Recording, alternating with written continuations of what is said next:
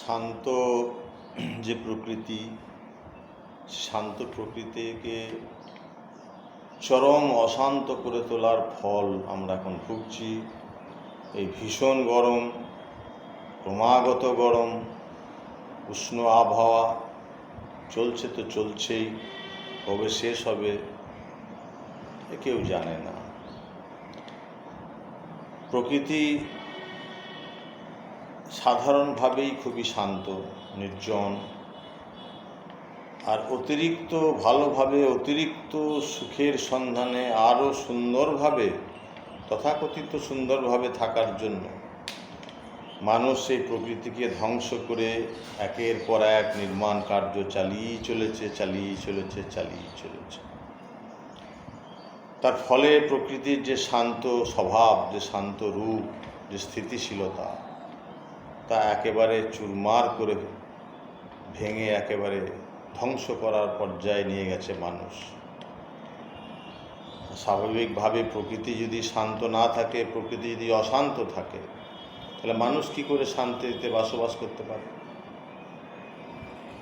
1 বর্গ কিলোমিটার জায়গায় যে প্রকৃতির স্বাভাবিক রসদ, উপাদান বেঁচে থাকার জন্য নিহিত থাকে, তার থেকে অনেক বেশি মানুষ, প্রাণী জগৎ কিন্তু মোটামুটি ভারসাম্য রেখে চলেছে, কিন্তু মানুষ 1 বর্গ কিলোমিটার স্থানে যে পরিমাণ প্রাকৃতিক সম্পদ ভোগ করার জন্যে যে পরিমাণ মানুষ থাকার প্রয়োজন, তার অন্তত 100 গুণ বেশি মানুষ বসবাস করতে শুরু করেছে।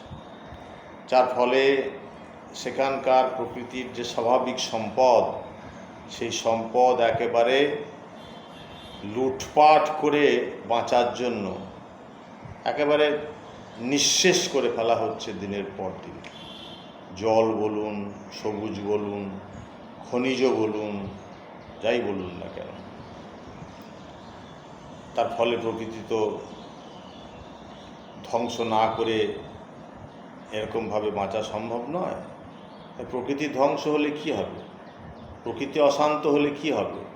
প্রকৃতি অশান্ত হলে মানুষকেও অশান্ত করবে প্রকৃতি।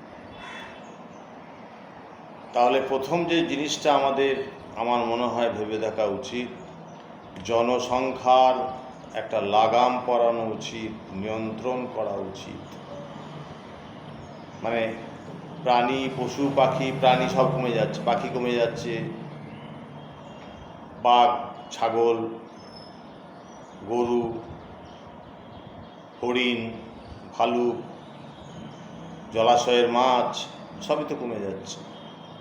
বাড়ছে কি? শুধু মানুষ বেরিয়েই চলেছে। তাহলে এই যে অস্বাভাবিক মনুষ্য সংখ্যার বৃদ্ধি, বিশেষ করে ভারতবর্ষে, বিশেষ করে পশ্চিমবাংলায়, যেখানে জনঘনত্ব একেবারে সহ্য সীমার বাইরে চলে গেছে, সেখানে তো এরকম হবেই। সুন্দরবন কি বাস করার জায়গা বলুন তো? সারা দেশের জল, হিমালয় থেকে অন্যান্য জায়গা থেকে জল সাগরে মিশছে। সাগরে মেশার তো পথ ওটা, বদ্বীপ অঞ্চল, সেখানে গিয়ে মানুষ বাস করছে, সেখানে মানুষ বাস করছে। আর বলছে ঝড় হলে এত ক্ষতি হচ্ছে। ক্ষতি তো হবেই। তুমি ঝড়ের মুখে বাড়ি তৈরি করেছো কেন? প্রকৃতির যা ছন্দ, সে ছন্দকে বিঘ্নিত করে তুমি যদি নিজের প্রভুত্ব প্রতিষ্ঠা করতে চাও, তার ফল তো এরকমই হবে। স্কুল পাঠ্যে এ বিষয়ে অত্যন্ত গুরুত্ব দিয়ে পড়ানো উচিত যে জনসংখ্যা কোনোভাবেই নিয়ন্ত্রণের বাইরে যাওয়া উচিত না। অধিক জনসংখ্যা, এখন আমাদের কি একটা ধারণা অর্থনীতিতে, প্রচুর লোক মানে হচ্ছে প্রচুর ক্রেতা, প্রচুর ক্রেতা মানে প্রচুর বিক্রি, প্রচুর বিক্রি মানে প্রচুর ফ্যাক্টরি। এর ফল কি হতে চলেছে? মানে জনগণ আর মানুষ নয়, সে হচ্ছে কনজিউমার, ক্রেতা। অতএব জনসংখ্যা যত বাড়বে, ক্রেতা তত বাড়বে। এদিকে যে পৃথিবী লাটে উঠবে সেটা খেয়াল নেই। যদিও সৃষ্টিকর্তা ভেবেই রেখেছেন কি করবেন, সেটা কথা নয়। একসময় তিনি লাগাম পরিয়ে দেবেন ব্যাপক দুর্যোগ দুর্ভিক্ষ এবং লোকক্ষয়ের মধ্যে দিয়ে। গীতায় তো শ্রীকৃষ্ণ বলেছেন, তাই না? লোকক্ষয় তো হবেই, এর মধ্যে দিয়ে প্রকৃতির ভারসাম্য ঈশ্বর বজায় রাখবেন। ঈশ্বর তো বজায় রাখবেন, আমাদের মধ্যে তো সবার মধ্যে ঈশ্বর আছে। আমাদের কি কোনো কর্তব্য নেই? আমাদের কোনো কি ইচ্ছা চেষ্টা থাকা উচিত নয়? আমাদের প্রত্যেকের মধ্যেই ঈশ্বর তো বিরাজ করছেন, তাহলে আমাদের কি উচিত নয় এই প্রকৃতির ভারসাম্য বজায় রাখার জন্য জনসংখ্যাকে একটা নির্দিষ্ট সীমা পার করতে না দেওয়া, সচেতন করা এবং প্রকৃতিকে সঙ্গে নিয়ে বেঁচে থাকা, অহেতুক গাছ ফাছ না কাটা, যেখানে সেখানে এই যে এত ঢালাই রাস্তা, এত বাড়ি বিল্ডিং, যেখানে সেখানে কোনো প্ল্যান পরিকল্পনাহীন, যেখানে সেখানে মানে কৃষি জমিকে বুঝিয়ে, পুকুর বুঝিয়ে সব বাড়িঘর তৈরি হচ্ছে।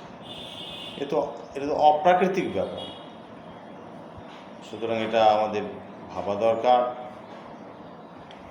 কেউ যদি আত্মহত্যা করে তাহলে আর কি করা যাবে, ওটা কোনো কথা নয়। তো সবাইকে আমি অনুরোধ করব একটু ভেবে দেখার জন্য, অতিরিক্ত জনসংখ্যা কিভাবে লাগাম পরানো যায় সেটা ভেবে দেখার জন্যে। নমস্কার।